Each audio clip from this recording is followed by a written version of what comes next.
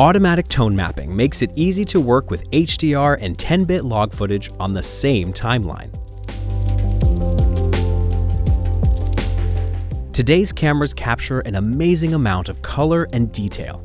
To preserve that information, images are often stored in HDR and logarithmic color spaces, which look blown out or flat in a standard timeline. Tone mapping converts the media color space so that it displays correctly in the sequence, with the image detail intact. Tone mapping works for HDR video like iPhone Hybrid Log Gamma or HLG, and with log color management enabled, it also works with Sony S-Log, Canon C-Log, and Panasonic V-Log. There's no need to add conversion LUTs or change your sequence color space. Premiere Pro does the work for you, so your footage looks great right from the start.